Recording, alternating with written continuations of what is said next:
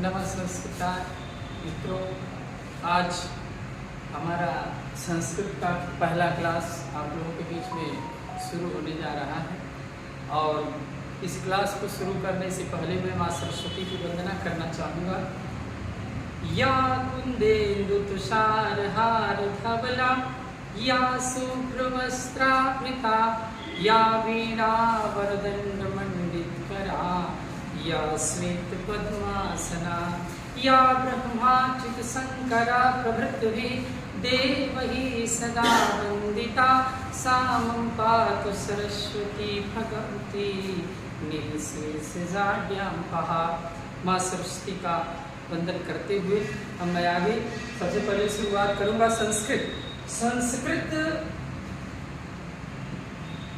संस्कृत जो हमारे विषय है, नाम जो संस्कृत, यह संस्कृत जो नाम है यह किन से किस से मिलकर के बना हुआ है, सबसे पहले चर्चा हम इसी पर करेंगे। तो अगर इसकी चर्चा करना चाहें तो इसमें सम उपसर्ग है, क्री धातु है और कत प्रत्यय। यदि आपसे परीक्षा में प्रश्न पूछे कि संस्कृत में कौन सा उपसर्ग है, कौन सी धातु है, कौन सा प्रत्यय है, तो आपको बताना होगा कि संस्कृत में सम उपसर्ग है, क्री धातु है और कत प्रत्यय है। इन तीनों के मिलने से संस्कृत शब्द बनता है जो हमारी भाषा है। अब जरा कैसे बनता है इसके बारे में चर्चा करना होगा। जब इस क्री धातु से इस सम को जोड़ते हैं तो यह जो म है यह अनुस्वार में बदल जाता है, और यह म अनुस्वार में बदलेगा, ऊपर बिंदु लग जाएगा अनुस्वार का और क्री लिख देंगे। कत प्रत्यय का जो यह क है, संस्कृत में एक सूत्र होता है लसक्व तद्धिति। संस्कृत में एक सूत्र है लसक्व तद्धिति। इस लसक्व तद्धिति सूत्र से जो कत प्रत्यय का क है इसका लोप कर दिया जाता है। लसक्व तद्धिति सूत्र की यदि मैं व्याख्या करना चाहूं तो इसमें ल है, श है, कौन सा स इसको बोलते हैं, तालव्य, यशा नाम तालु, श से इसका तालव्य श है, क और व एक संधि होती है यण। यण संधि का नियम होता है कि ई के बाद यदि कोई भिन्न स्वर आ जाए तो य में, उ के बाद यदि कोई भिन्न स्वर आए तो व में, री के बाद आए तो र में, री के बाद आए तो ल में बदल जाता है। आप देख रहे हैं कि अर्ध व्यंजन ये जो क है इसके बाद व है, व, और इस व में अ है। तो जब हम इसको वापस व को लाएंगे इसका मतलब कि इस क में कौन सी मात्रा लगेगा, कु, और इस व में जो अ है इसको जब हम अलग करेंगे तो हो जाएगा अतद्धित। ल श, कु का मतलब क ख ग घ अंग, क वर्ग, कुछ टु करके होता है। क वर्ग में आपका क पहले आ जाए, यानी ल श क ख ग घ अंग। इतनों का लोप, इतने वर्णों का लोप इस लसक्व तद्धिति से हो जाता है। इस कत प्रत्यय का बचता है केवल त। अभी भी संस्कृत नहीं बना, अभी भी संस्कृत जो हमारा नाम है संस्कृत भाषा, उसका पूरा निर्माण नहीं हुआ। इसमें कमी किसकी दिख रही है, स की। दरअसल इसमें जो ये स आया हुआ है ये आगम है, और वो आगम किसका है, सुट का आगम, सुट का। आपसे प्रश्न में पूछे कि संस्कृत इस शब्द में आगम किसका होता है तो आपको जवाब देना होगा कि सुट का आगम होता है। क्योंकि संस्कृत भाषा का व्याकरण पढ़ना है तो सबसे पहले यही जाने कि हमारा संस्कृत जो भाषा का नाम है इसी का डिटेल जाने। सुट, अब देखिए जो सुट है इसमें से केवल जो आधा स, दंती स बोलते हैं इसको, यही जुड़ता। दरअसल जो सुट है इसमें जो ऊ की मात्रा लगी है, एक सूत्र है संस्कृत में महर्षि पाणिनि ने लिखा है, उपदेशे अजननुनासिकः,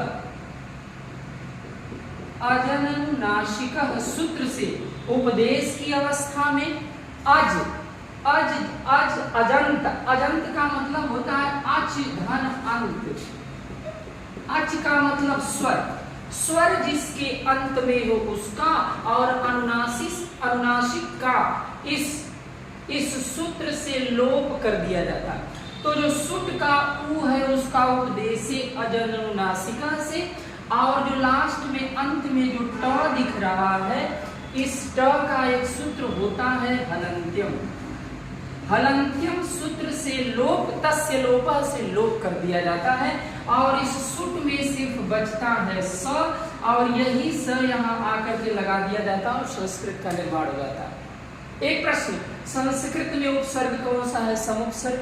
धातु कौन सी है? क्री धातु। और प्रत्यय कौन सा है? कत प्रत्यय। किस प्रकार उपसर्ग, धातु और प्रत्यय के मिलने से संस्कृत का निर्माण हुआ, इस पर चर्चा हमने किया आप लोगों से।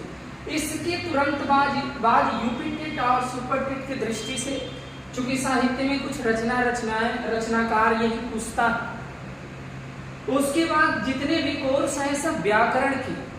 अब व्याकरण यह शब्द कैसे बना है इस पर भी चर्चा कर लेते हैं। व्याकरण, संस्कृत का व्याकरण, आपसे पूछे कि इस व्याकरण शब्द में जो ये व्याकरण है, ये जो पद है, जो ये शब्द है, यह कैसे बना, इसका निर्माण कैसे हुआ है, तो इसकी भी व्याख्या मैं भी किए देता हूं। महत्वपूर्ण पॉइंट है। व्याकरण बोलते हैं, संस्कृत बोलते हैं, लेकिन इसका निर्माण किससे मिलकर हुआ है उसके बारे में कभी चर्चा नहीं किया आप लोगों ने। यह व्याकरण जो है इसमें एक वी उपसर्ग है और आंग उपसर्ग है। व्याकरण इस पद में, इस शब्द में जो है दो उपसर्ग हैं, वी और आंग उपसर्ग है, क्री धातु है और ल्यूट प्रत्यय। बड़ी अजीब समस्या। आप कहेंगे कि इस व्याकरण में वी आंग उपसर्ग है, क्री धातु है, ल्यूट प्रत्यय है, दिख तो कोई नहीं रहा, न ल्यूट दिख रहा है, न क्री दिख रहा है, न आंग दिख रहा है, न वी दिख रहा है, और व्याकरण बन गया इनसे। तो मैं बनाता हूं, सबसे पहले हम लोग इस पर काम करेंगे। इससे इस व्याकरण का व्या बनेगा। व्या कैसे बनेगा? आंग उपसर्ग में जो एक अंगा है इसके नीचे हलंत्य लगा हुआ है, तो इसका हलंत्यम तस्य लोपः सूत्र से लोप कर दिया जाएगा। संस्कृत में एक सूत्र है, महर्षि पाणिनि ने दिया, अष्टाध्यायी उन्होंने लिखा, और उन्होंने कहा है कि यदि कोई व्यंजनांत है और वह अंत में है और उसके नीचे हलंत है, कोई स्वर नहीं लगा हुआ है, तो हलंत्यम इस सूत्र से उसका लोप कर दिया जाएगा। अब बचा क्या? वी बचा और आ बचा। फिर वही यण संधि का नियम, ई के बाद चाहे ह्रस्व ही हो चाहे दीर्घ ही हो, यदि उसके बाद कोई भिन्न स्वर आता है तो ई य में बदलेगा, केवल ई य में बदलेगा। आप देख रहे हैं कि इस व के बाद ह्रस्व ई और इसके तुरंत बाद भिन्न स्वर आ, तो यण संधि के नियम से सिर्फ ई किस में बदलेगा? य में बदलेगा। और जब स्वर इस पर से हट गया व पर से, तो व्यंजन तो अर्धमात्रिक होते हैं, व्यंजन वर्ण अर्धमात्रिक होते हैं, बिना स्वर के सहारे बोले नहीं जा सकते। तो यह आधा व हो जाएगा, आपका व्यय हो गया, और आ की मात्रा जब इस य में लगा देंगे तो इसका हलंत्य हट जाएगा और क्या बनेगा? व्या। वी और आंग इन दोनों उपसर्गों से सिर्फ व्याकरण का व्या बना। अब असली लड़ाई अभी बाकी है। क्री धातु और ल्यूट प्रत्यय पर चर्चा करेंगे, तो इससे कर्ण बन करके आएगा। क्या बनकर आएगा? कर्ण निकलेगा। कैसे? सबसे पहले तो ल्यूट प्रत्यय में जुड़ता क्या है, बहुत महत्वपूर्ण पॉइंट चल रही है। इस प्रत्यय को यदि आप समझ लेते हैं तो ल्यूट प्रत्यय से बनने वाले समस्त पदों की जानकारी आपको उदाहरण देखते ही हो जाएगी। ल्यूट में ये जो ल है और यह जो ट है, इस ल का लोप इस लसक तद्धिते से हो जाएगा। अभी मैंने व्याख्या किया था कि ल हो, श हो, कख गघ अंग और अतद्धित। अतद्धित का मतलब एक तद्धित एक प्रत्यय होता है। अभी प्रत्ययों की चर्चा करेंगे तो उसकी हम चर्चा करेंगे। तद्धित नहीं होना चाहिए। जब इस ल्यूट प्रत्यय का ल और ट नहीं रहा, इसका ल का लशक को तद्धिते से और त का हलंत्यम से लोप कर दिया जाता है तो सिर्फ बचता है क्री और यू बचता है। बचा क्या? क्री और यू बचा। और फिर महर्षि पाणिनि ने एक सूत्र दिया और उस सूत्र का नाम है योरनाकौ। सब सूत्रों का खेल है योरनाकौ। इस सूत्र से यू का आदेश किसमें हो जाता है? अन में हो जाता है। ये योरनाकौ सूत्र क्या कहता है? यू और वो का मतलब हु और इस र में अ है अन और इस न में आ की मात्रा यह बदलेगा अक में। यानी चार बातें इस योरनाकौ सूत्र से निकलती हैं। जो ल्यूट का यू है वो इस सूत्र से अन में बदल जाता है और जो एक प्रत्यय होता है अणुल प्रत्यय, इस अणुल प्रत्यय का जो हु है यह अप में बदल जाता है। आगे चल करके हम इस अणुल प्रत्यय की भी बात आप लोगों से चर्चा में शामिल करेंगे। यानी जो ल्युट प्रत्यय का यू है यह योरनाकौ सूत्र से किस में बदल गया? अन में बदल गया। क्री धन अन हो गया। थोड़ा लंबा चर्चा होगा लेकिन एक एक पॉइंट को समझना होगा कहां से कहां क्या परिवर्तन इसमें हुआ है। जब अब देख रहे हैं आप इसमें क्री है और अन में जब बदल गया तो फिर वही एक संधि है। यदि री के बाद कोई भिन्न स्वर हो तो री र में बदल जाता है।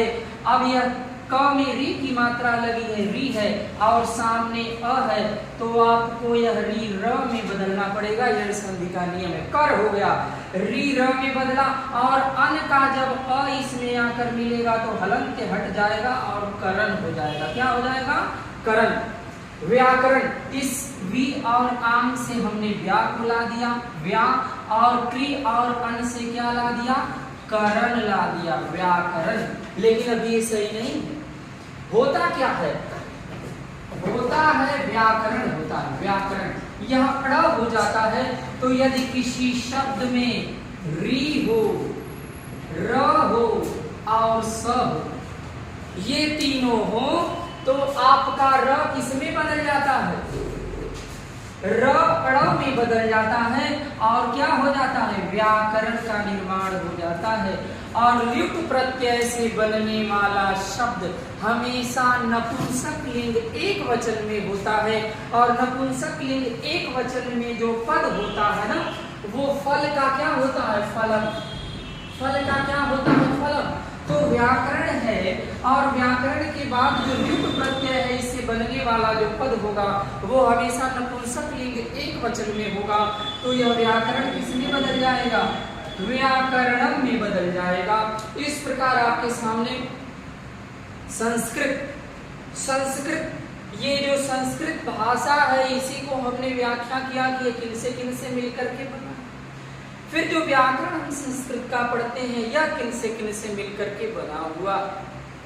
अब इनकी चर्चा करने के बाद आज का आपका पहला क्लास होगा। अब अगली वीडियो में आपसे मिलेंगे। यहीं तक इसको समाप्त करते हैं। इतना आप लोग ध्यान दीजिएगा, समझिएगा। फिर अगली स्लाइड में आपसे मुलाकात होगी।